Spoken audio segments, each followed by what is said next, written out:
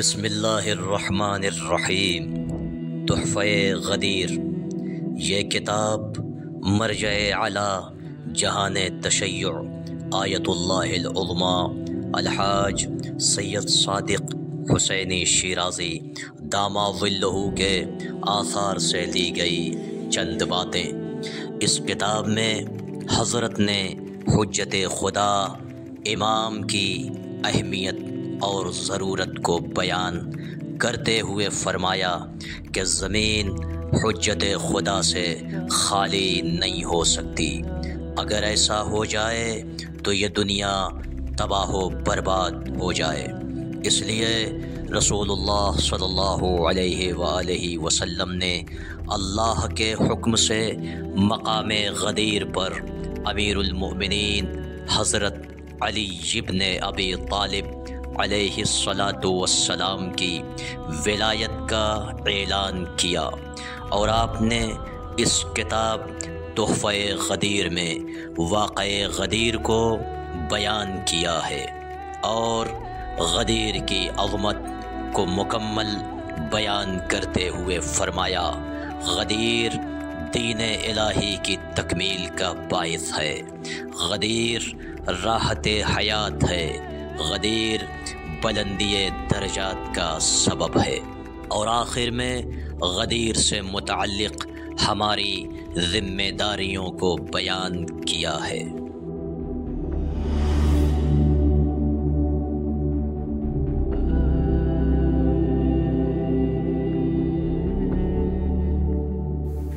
اعوذ باللہ من الشیطان اللعین الرجیم، بسم اللہ الرحمن الرحیم، الحمد للہ رب العالمین، والصلاة والسلام علی محمد وآلہ الطیبین الطاہرین، اللہم صل علی محمد وآل محمد، واللعنۃ علی اعدائہم اجمعین من یومنا ھذا الی قیام یوم الدین، اما بعد فقد قال اللہ تبارک و تعالی، یا بسم اللہ الرحمن الرحیم، یا ایہا الرسول بلغ، صدق اللہ العلی العظیم۔ غدیر سے متعلق چند معروضات آپ کی خدمت میں پیش کیے گئے۔ اس کے 8ویں مرحلے پر غدیر راحت حیات ہے، اس موضوع سے متعلق اپنے کچھ معروضات آپ کی خدمت میں پیش کرنا ہے۔ آج اگر اس دنیا کا تجزیہ کیا جائے تو آج دنیا میں سب سے بڑی مشکل، سب سے زیادہ جس مشکل کا سامنا کرنا پڑ رہا ہے وہ ہے اقتصادی۔ اقتصاد کے اعتبار سے انسان کو متعدد مشکلات کا سامنا کرنا پڑ رہا ہے، اور اسی وجہ سے متعدد حکومتیں متعدد طریقے سے یہ کرنے کی کوشش کر رہی ہیں کہ کسی طریقے سے انسان کی تعداد کو کم کیا جائے۔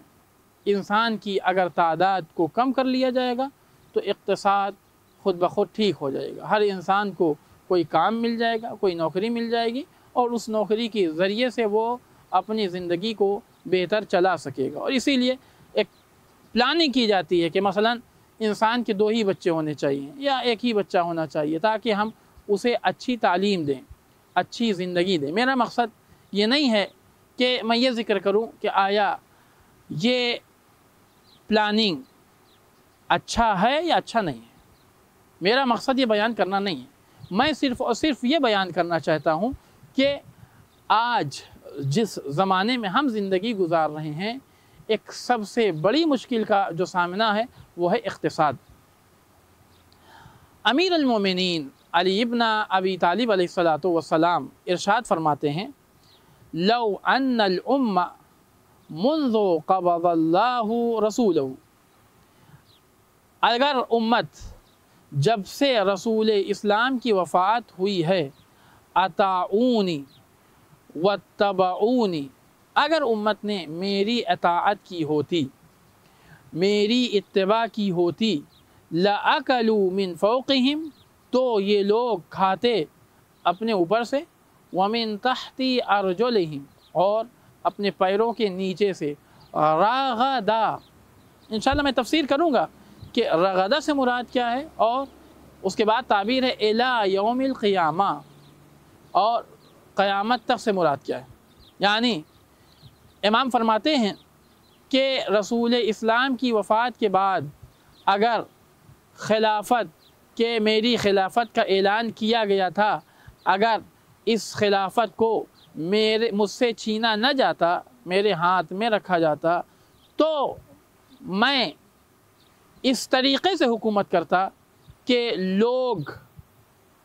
اقتصاد کے حوالے سے پریشان نہ ہوتے، بلکہ وہ بڑی آسانی کے ساتھ اپنی زندگی کے امور کو مرتب کرتے۔ بلکہ امام فرماتے ہیں کہ وہ اپنے زمین سے اپنے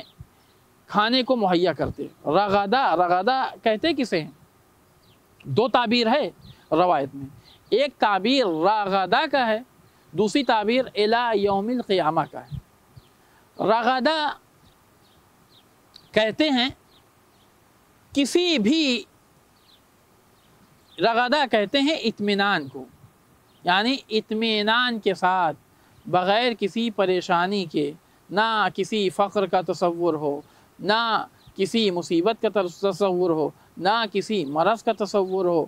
کسی طریقے کا کوئی تصور نہ ہو، بل صرف اور صرف اطمینان ہو، اور وہ اس اطمینان کے ساتھ کھاتے۔ اس کے بعد تعبیر ہے